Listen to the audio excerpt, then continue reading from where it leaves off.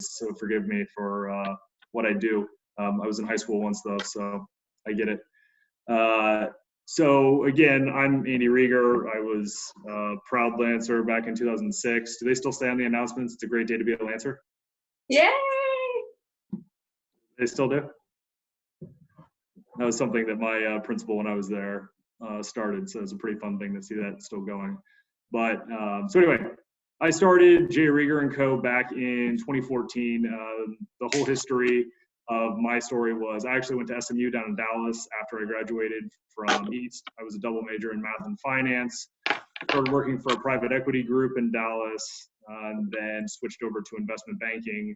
And it was while I was at the investment bank that I came back to Kansas City and saw a restaurant in the old Rieger Hotel started up, and started talking to the people doing it, and that sparked the ideas. So the history of the Rieger brand goes back to 1887 in Kansas City, where my triple great grandfather started a distillery in the West Bottoms. And then in 1915, about 30 years later, they opened a hotel to coincide with the opening of Union Station right in the Crossroads area. And that hotel still stands at the corner of 20th and Main Street. And there's a restaurant called The Rieger on the main floor, and the basement is a bar called Manifesto. From that, it was our opening weekend in 2010 in late December. And actually, my father had just passed away of cancer. And so it was a pretty emotional time for me. And I went in more or less as a request from him before he passed away, and met the guys. And he asked me that if he wasn't around to get to go, to make sure I help them and give them whatever they need to make their restaurant feel as authentic as possible. So I went in 2 nights in a row, and on that second night, I took an entire manila envelope full of old Rieger family pictures that they could hang on their wall that they were trying to build out to give it a much more family feel. And at that night, that was when the guy who ran their cocktail program walked up to me and said, "You know all about the history of the old distillery. We should partner up someday and restart that." And like I said, it was an emotional time for me, but went back to Dallas, thought about it a lot, and wanted to see him do it, but wanted to have any interest in it, didn't want to be a part of it. I felt it was very emotional. So basically helped him build out his business plan so that he could go raise money. And as I started helping him, I started doing more and more of it. And I was looking at it with this emotional perspective because I didn't think I was going to have any involvement, and was able to get in touch with and sign on board the gentleman that ran Maker's Mark for 14 years, and then signed on board the guy that ran Tanqueray for 20 years, and signed on board a guy that ran the largest liquor conglomerate in the world sales team to become a partner. And so sort of doing those things, it's my now wife, then girlfriend, who looked at me in 2013 and said, "I think this is what you're supposed to move back to Kansas City to go do." So we wanted it to be something that was manufacturing, brand-based. We didn't want it to be a restaurant or a bar. So when we started up, we found some space in the original settlement area of Kansas City, actually. It's known as the East Bottoms District. And within that, we're within the little electric park district down here. And that's east of the River Market. And this is where the Belgian fur traders actually settled in Kansas City to do all their trading with the Native Americans. This area that we're in was made really famous back in the pre-Prohibition years, actually, by a brewery called the Heim Brewery, which started in East St. Louis and then relocated to Kansas City. And when they were in Kansas City during the pre-Prohibition years, they were the largest brewery to the west of the Mississippi. So we found this old brick building that was 48,000 square feet. We found this warehouse that was connected to it that was 15,000 square feet. We started out by just leasing the warehouse in 2014. And then 2 years later, because we had no retail, all we did was distribution and manufacturing and brand building. We were in about 15 states across the country, and it led us to understand that we had to really expand, buy the buildings that we were in, buy some land around the buildings if we were going to do a large scale expansion and really kick it up a notch. So over the next 3 years, ending in July of 2019, just last year, we worked on a mass scale development and historical rehabilitation project where not only did we more or less do a mass development of 60,000 square feet, but we were really setting ourselves up to build our very first welcome center, to have more or less this real estate development mindset and do things that would bring people to a district of Kansas City that they otherwise don't come to. And it takes a lot of effort to do that when you're trying to get the mass public to go to places that they're not comfortable or they don't know much about. but it was more or less our goal. And so we had to focus on everything from general carrots that we got people interested in, wanting to learn more, wanting to potentially come down, getting that first impression down, wherever that first impression exists of when you see our building or walk up to our building or walk into our building. We had to make it so that the experience was top notch. It's truly for all ages. So we see parents that bring their kids down all the time and they have brunch. We have a 40-foot slide inside. And so we really tried to do a lot of different things in addition to having multiple bar restaurant concepts within, so that it's its own district more or less. So that was our core business. That is our core business. So we are pretty much divided into two now in normal times, where we have this manufacturing and distribution, which is about 35,000 square feet. And then we have the on-site retail business, which occupies about 25,000 square feet. So two entirely different groups of people operating under one roof. And ultimately what this did was that it set us up to where within our first 6 months, we had about 85,000 people that came to a district that banks in Kansas City thought no one would ever come to. So it was really good to see the general support that we got from the community during that time. And that really led us into our ability with the expansion to be able to take on a big reason why we're here right now. And so when COVID-19 really started, the first rumblings going through the business community were starting in February. In America, people didn't actually start talking about it as if it could be something potentially, small percentage chance, whatnot, until I would say mid to late February. And then by the first week of March, that was when people really started to scratch their head. And then the second week of March is when it hit everyone like a freight train. And when it came around, we were actually putting some of our overproof gin in spray bottles and using it as disinfectant around the distillery. And as we were doing that, my wife, who's our brand director, she actually took a picture of me doing it on our slide and put it on social media. And a bunch of people were just asking the question, can I buy that? And we just thought it was silly and not something we were interested in.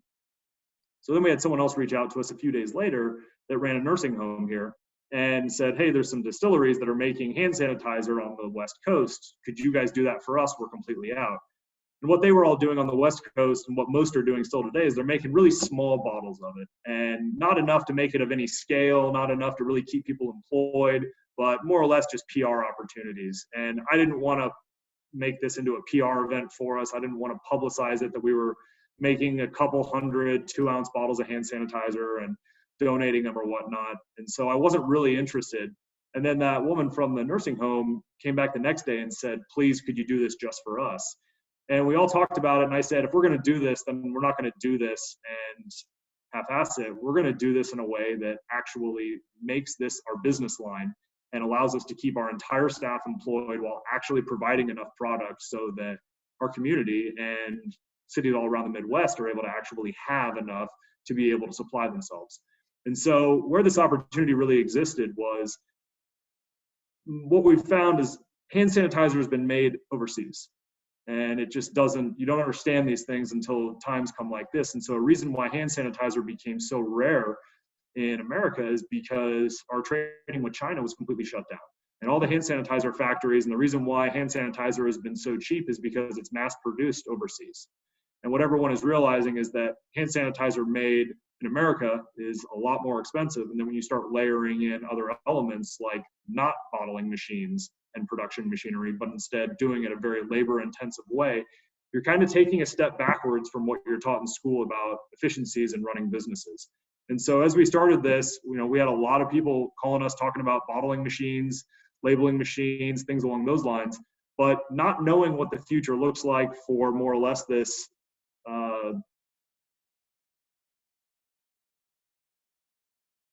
was responsible. And what I mean by that is we don't need short-term equipment, but also we have 65 full-time people and families that count on us. Having that many people that are, can you hear me? Am I still good? Having that many people on our staff, you have a responsibility in itself to take care of all of them. And one of the things that Jennifer said at the beginning was family.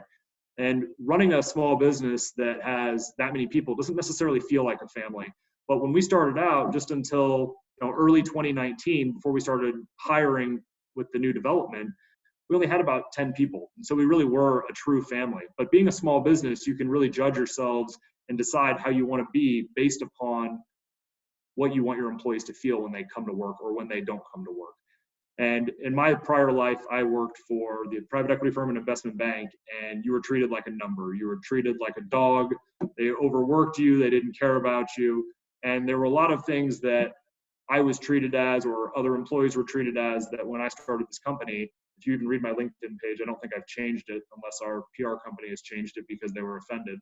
But my LinkedIn page pretty much says everything as to how we started this business is based upon the failures of others and how to avoid those common pitfalls of what employees view their employers as.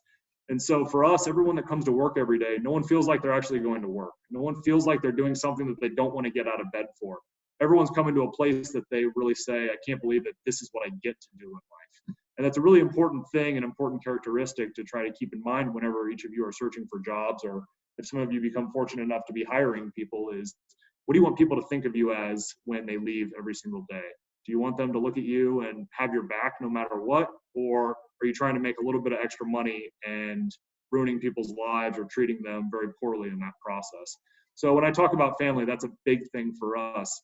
And so being that we have 65 people, taking care of them is just as important in my eyes as taking care of our community and the need that we had in our community. So pretty much in 36 hours from the minute that when we said, hey, let's do this in a real manner at a large scale, to when we got the first bottles out, was truly 36 hours. When you think about a company at that size that is completely changing what they do and retooling everything to try to make changes, and keeping in mind we're 4 weeks later and we're still making improvements on a daily basis. But right now, we just shipped out today, I think about 4,000 liters to Trader Joe's. And Trader Joe's needs 4,000 liters twice a week going forward. And so that's just because so many of these necessary businesses that are out there, they're requiring the most basic of things that our country doesn't have to offer, and being able to set yourself up and take on a challenge. Whereas most people in our situation just said, we'll wait for the storm to pass. And for us, we could have easily done that, furloughed every single person in our company. But seeing how close our family was and how much everyone truly appreciated each other and respected each other, and being able to potentially do something that keeps them together is very, very important. And one of the most impactful things that someone said to me early on in this process was this another business owner in Kansas City who's much older than I am. They said that the most important thing to think about and understand during tough times when the future is uncertain is that the best thing you can do for your employees is to guarantee them a place that they get to work when everything is all said and done. And what that ultimately translates to is that during tough times, it's absolutely expected that staffing cuts are going to be necessary and absolutely needed in order to preserve the company to be able to come out on the other side and have those jobs made available for everyone else. I sort of understood that, and once it sank in over 2 days, I kind of just took the FU mentality to that, and I just said, that's not us though. We can't do that. I got to figure out ways to get creative so that these people not only get to be here when this is all said and done, but let's do something that keeps everyone together during this so that we're all in this together. Everyone knows where they get to be at the end of this, and everyone is even more like a family. So for us, retooling our entire operation, we're still making whiskey every single day. Our head of production is making gin today as well. But the biggest thing for us is we're a hand sanitizer company right now, as terrible as it sounds and as terrible as it seems. But it's something that the community needs, the community wants. And for us, the community also is incredibly receptive to how we want to take care of our employees during this time. And that's a very big component for us as well. And so a lot of people are supporting our hand sanitizer, even though it's not the cheapest on the market, because they know that we are keeping 65 people employed, because they know that their purchase of hand sanitizer ensures that that money stays in Kansas City, goes to Kansas City families who are buying more Kansas City goods and things that really matter and make a difference in the long scheme of things versus saving a couple dollars on a bottle. So with that, that's pretty much the summary of how we got to where we are. Things are a little crazy. Working as many hours as we are, trying to survive is not as fun as it would potentially sound, but you know, we're all pretty young at this company, and challenges are meant to either be accepted or declined, and how you step up and accept them is a way that really defines you going forward into the future.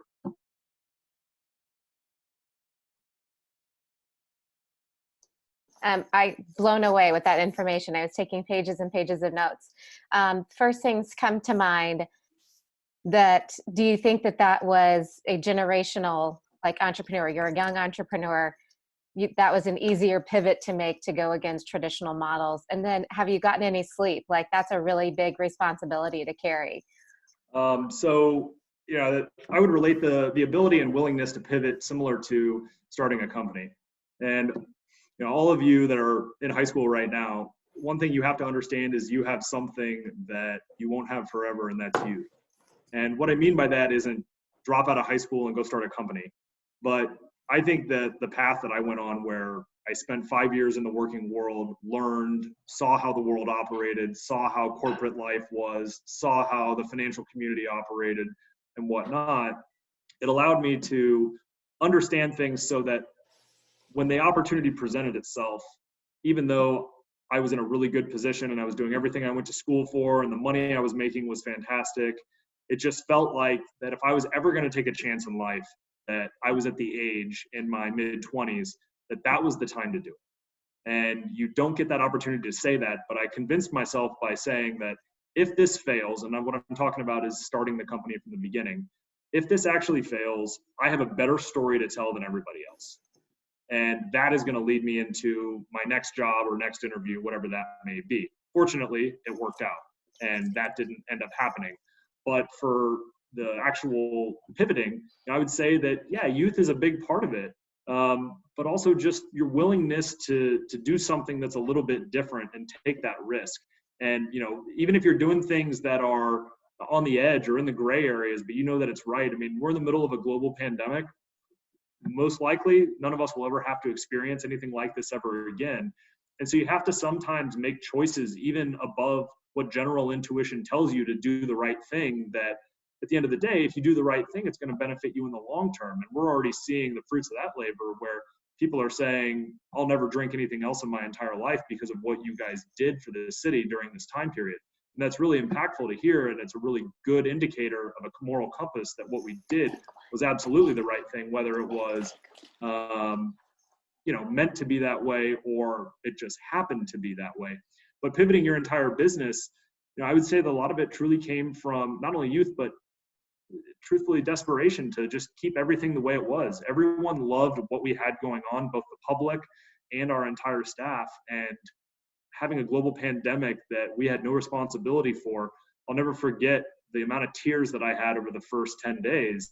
It was something that the crying of not just me, but everyone on our team, this company meant so much to everyone, and we just wanted it to survive. And it was such a weight on all of our shoulders, and everyone was just looking at me, what are we supposed to do? And it was so much mental bandwidth that it took up, that the hours per day, I mean, we were at the distillery, my wife's 7 months pregnant, 6 months pregnant,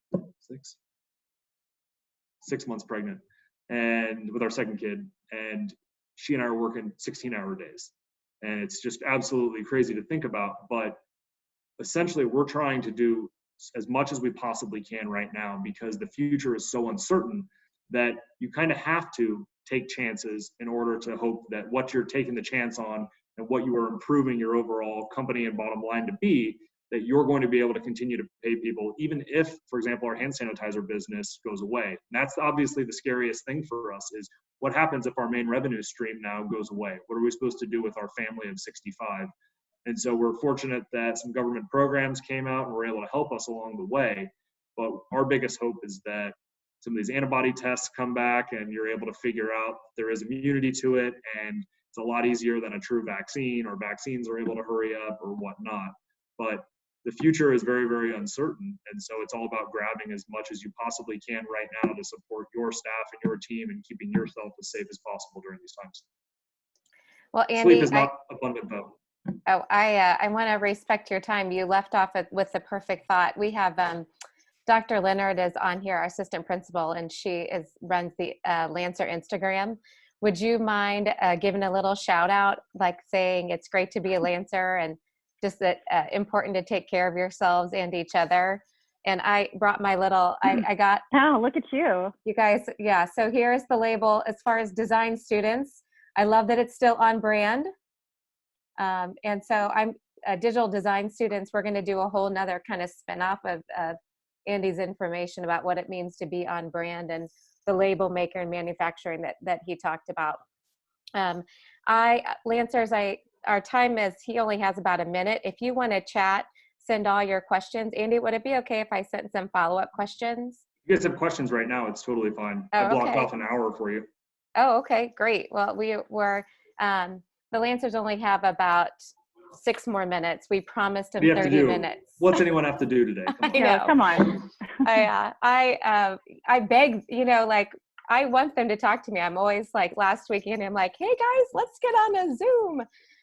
So Lancers, if you guys have any questions, you can go down to the chat function and throw them in there. I also think it's just fascinating, the area and the bigger picture, which is what I love, the concept of the bigger picture, that it wasn't just a PR stint. Like, your historical area is, bringing back 85,000 people to a place that no one thought that they would, visit in Kansas City. And so here's a question. Do you have any volunteer opportunities right now? Do you see those chats, Andy? I think you do. Yeah, I can see Okay, great. So I'll just let you answer what you'd like. So we'll just start at the top. Do you have any volunteer opportunities right now? No, we don't. And, a big thing on that is also a little bit of that principal element. And what I mean by that is ensuring that we can get people paid. And so, we've actually hired people since this all has started. And so we're really trying to do our part to keep the economy moving. And it's no different than, for example, the people that say, first off, super generous question, but we get people that tell us, why are you charging for this hand sanitizer when people need it?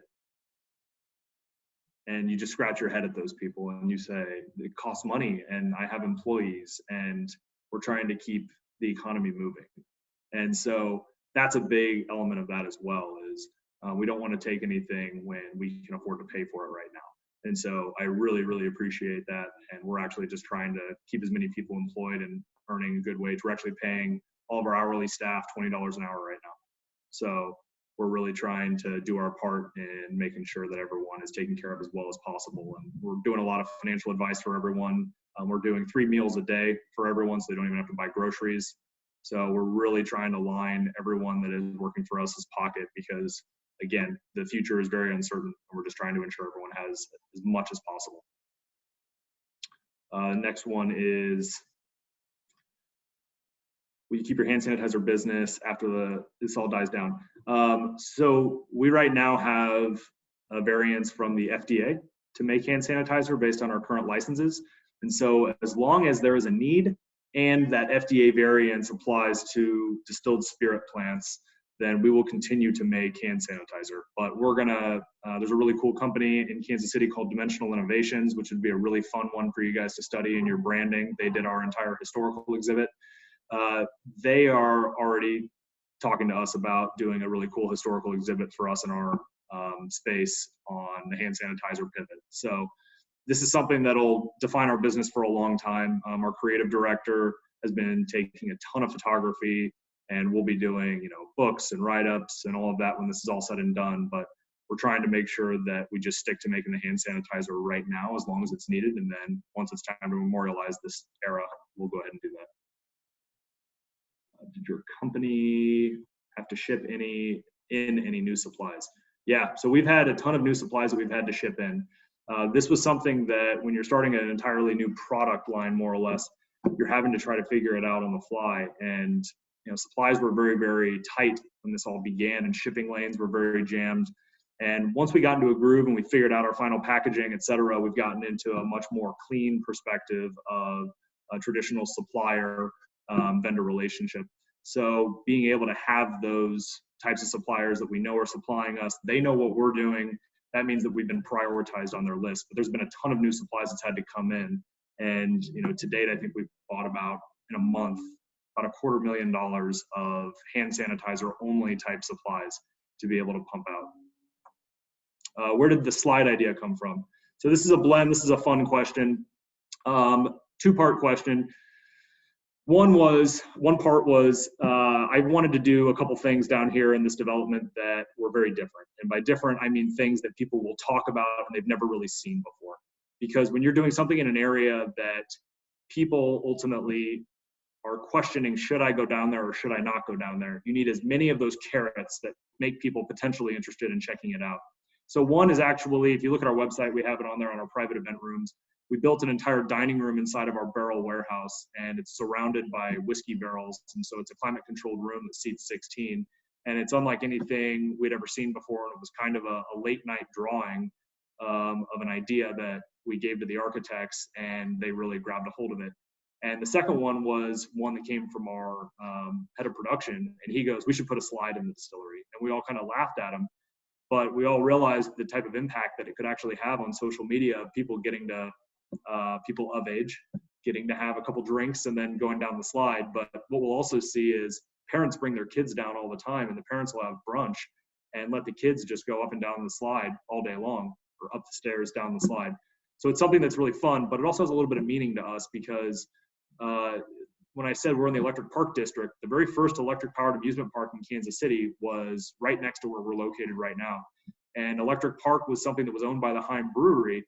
And down here, they actually had several thousands of light bulbs. They had a couple rides. They had a water fountain, bandstand, theater, a huge beer garden, and everyone dressed to the nines when they came to this park. And it was a social atmosphere more than anything else. That park, they also shot off fireworks every single night to signal the park's closing. They ended up relocating that park to 46th and Paseo and built the second iteration of Electric Park and opened it in 1907, and it burned down in 1925. But that was the park that a little boy named Walt Disney grew up going to.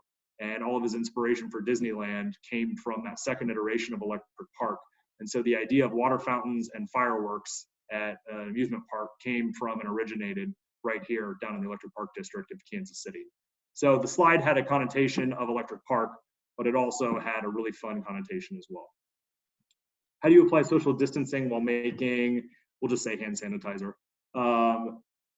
It's something that's very difficult, but we have protective equipment that everybody wears.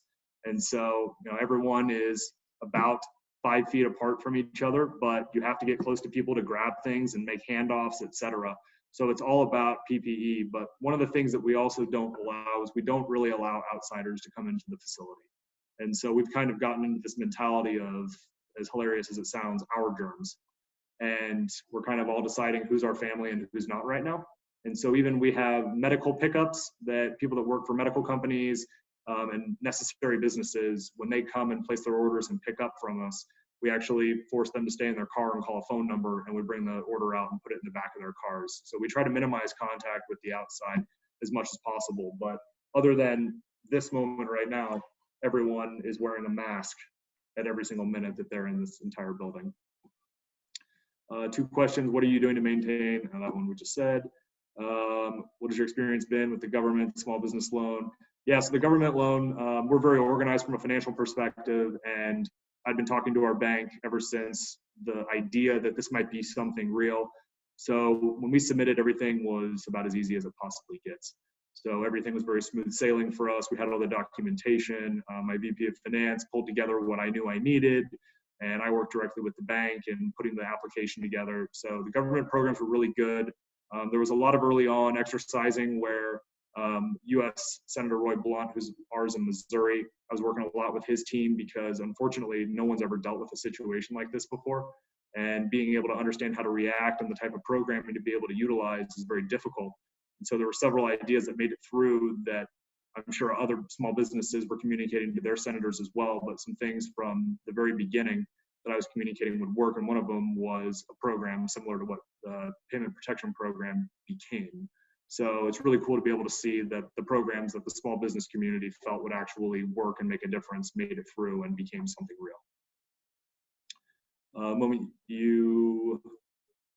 What was the moment like that you had that made you decide to take the risk of becoming an entrepreneur?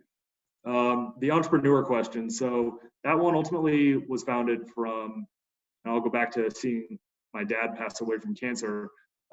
It wasn't that, because I even told you that I didn't decide to even do this until over 3 years after he passed away. But one of the biggest things there was it just changes your perspective in life. And I always have been telling people that everyone is going to have that life-changing moment that you just don't understand what that life-changing moment is until it actually happens to you. And some people it'll be COVID, and other people it can be death. Who knows what your life-changing moment is going to be in life. But for mine, I didn't really realize it then, but what I understood when my father died was how precious life really is. And if there's an opportunity to be had, what are you going to do someday when you are on your deathbed and you say to yourself, I'm really happy with all the decisions that I made in life? Or are you going to look at yourself and say, man, I wish that I had done a few things different? And my dad, when he was on his deathbed, even said that one of his biggest regrets was he moved back to Kansas City to help his mother, who actually passed away of cancer. And he always regretted that decision versus just coming home and being with her and then going right back to where he was living at that time. So I would say that becoming an entrepreneur is really about your risk tolerance in life and understanding that if you can fall and get back up, it makes becoming an entrepreneur a hell of a lot easier. Are you able to market to those who may not know exactly what you guys are doing? So our brand has always been, we've been a brand focused company, not a sales focused company. And that's been our number one goal, because we're trying to be around for decades and decades. And our goal is to make people come to us on their own terms. There's two ways of marketing. There's forced marketing, and then there's natural marketing. And on social media, for example, we don't use hashtags. We don't follow people. The whole identity and idea of that is every single person that follows us followed us organically. They found us, they wanted to find us, and they are now interested in our messaging. And same thing with emails. We do not add people to our email database. People sign up on their own. So if you send us emails, you don't automatically go on a database. If you order something online, you don't go on an email database. You have to sign yourself up. And we've got about 8,000 emails that people that have just signed up naturally. Social media, we've got a ton of followers. I think we've got about 17, 18,000 or 20,000 on Instagram. And none of that is because of hashtags, because at the end of the day, if someone is looking at your profile because you hashtag whiskey, but they live in Poland, they're not a customer. It does you absolutely no good. And so we just want to make sure that we always have the right people being with us.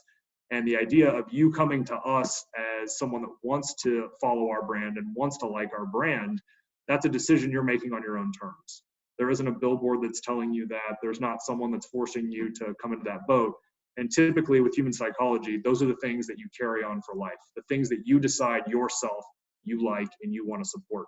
It's a lot slower growth path, but it's a lot more difficult for that path to actually fall off a cliff, because everyone that you have is there for a reason, not because of the billboard that they saw, and then that billboard becomes something else next month and they jump ship and go to that.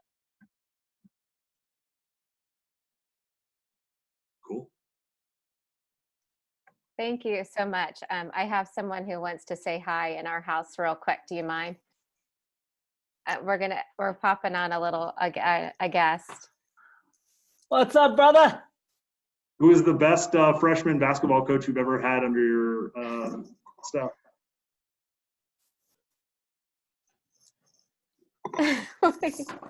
Who is the best freshman basketball coach you've ever had? I forgot. He can't hear you. Sorry. Oh. Hold on. He said, who's the best freshman coach you've ever had on your staff? Hands down, best freshman coach, Andy Rieger. No questions asked. No questions asked.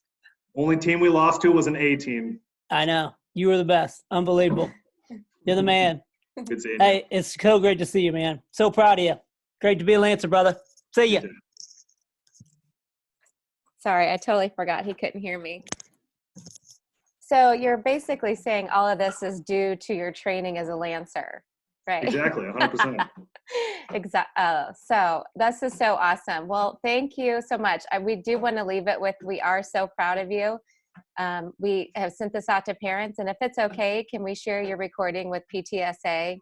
Absolutely. And Harbinger wants to be involved because, and I know the raffles, do you employ 2 of 3 raffles? We do. Okay, yeah. So I just we have a total of 6, including myself, Lancers at J. Rieger Co.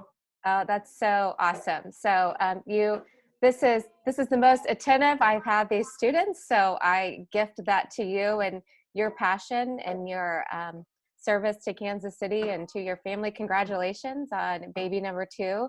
Good luck with the rest of that. And Lancers, anything else? Can you guys say thanks real quick in the chat? Leave a little positive message. That would be awesome. It's good to see your faces. Just remember, it's always great to be a Lancer. Good. And Dr. Leonard, can you film, or how would you like to do that? Do you want to unmute yourself? I might send you an email, Andy, just asking for a little favor, but just wanted to say thank you as well. Just awesome story, from taking risks to remembering it's important to take care of each other and taking time when I know it's got to be busy. So really interesting to hear your story, and definitely you're making East look really good. So thank you. Thank you, guys. Yeah, thanks again. And we're proud of you, Lancers. We're proud of you. Hopefully Charlie Hustle's coming on in 2 weeks. So If you need help there, you let me know. Oh, awesome. Well, you just made my day. Good to see you. Congratulations. Good to see all these students' faces. Thank you, Mrs. Hare, for inviting me. I love seeing you guys. I miss you so much. Yeah, miss you. Thanks again, Andy. Good luck. Good luck. All right. Thanks, guys. All right, take care. Be good.